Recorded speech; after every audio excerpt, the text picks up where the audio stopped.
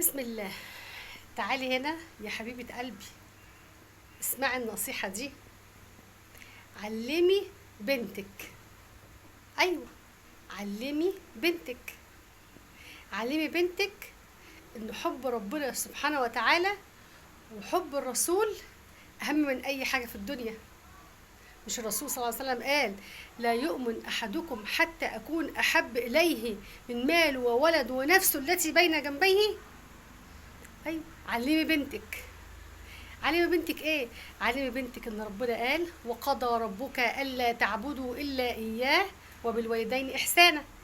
يعني رضا الوالدين بعد رضا ربنا سبحانه وتعالى. بعد رضا ربنا اهم حاجه رضا الوالدين. علمي بنتك. علمي بنتك ايه كمان؟ علمي بنتك ان الرسول صلى الله عليه وسلم قال: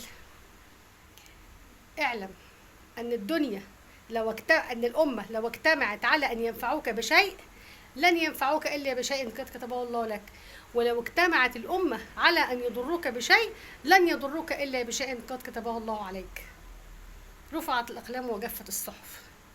مش الرسول صلى الله عليه وسلم قال لعبد الله بن عباس: يا غلام، احفظ الله يحفظك، إذا استعنت فاستعن بالله، وإذا أي حاجة طلبت أي حاجة تطلب من ربنا سبحانه وتعالى بس، وإذا سألت فاسأل الله. مش كل دي النصائح دي قالها الرسول صلى الله عليه وسلم لعبد الله بن عباس؟ طب ما احنا نعلمها لبناتنا. علمي بنتك احترام الكبير، ما تمشيش قدام حد اكبر منها، وتحترم الكبير. ما تقعدش وتحط رجل على رجل قدام حد اكبر منها. صح ولا ايه رأيك؟ علمي بنتك. علمي بنتك لما تكون طالعه السلم وتلاقي حد جاي وراها رجال او شباب، تروح واخده جنب وتسيبهم يطلعوا هم الاول. علمي بنتك. علمي بنتك ايه تاني؟ علمي بنتك ان كل ما تعري من جسمك، كل ما تعري من شعرك او تظهري من جسمك، قيمتك هتقل. العريس مش هيجيلك جري كده، بالعكس، دايما الناس بتحب الحاجة المغلفة النظيفة اللي محدش بص عليها، الحاجة المصونة. نصيبك هيجيلك كل ما تحترمي نفسك وتداري اكتر من جسمك وتحترمي نفسك وتحافظي على سمعتك، مش بالعري ولا بإظهار الجمال ولا بالصوت العالي. علمي بنتك. علمي بنتك النظافة، إن الله جميل يحب الجمال. علمي بنتك تبقى نظيفة في لبسها، نظافتها الشخصية، تحافظ على نظافتها الشخصية وتحافظ على لبسها وتحافظ على أوضتها متروقة وعلى شنطتها مرتبة وعلى هدومها نظيفة. أيوة، علمي بنتك. علمي بنتك ما تبقاش صرصارة وتتكلم عمال على بطال وبصوت عالي وفي كل مكان. ما تتكلمش في المواصلات، ما تجادلش. الرسول صلى الله عليه وسلم قال: أنا زعيم بيتي في وسط الجنة لمن ترك الجدال ولو كان محقا.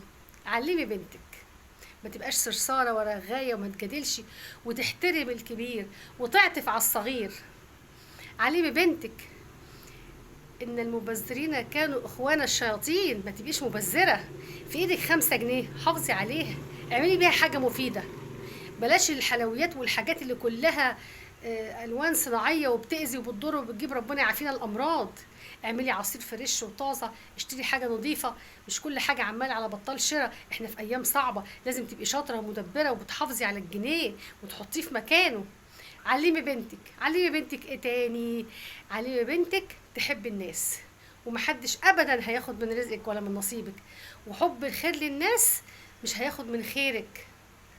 وحب صحابك وحب زمايلك والإخلاص والوفاء والأمانة. علمي بنتك تحب صحابها.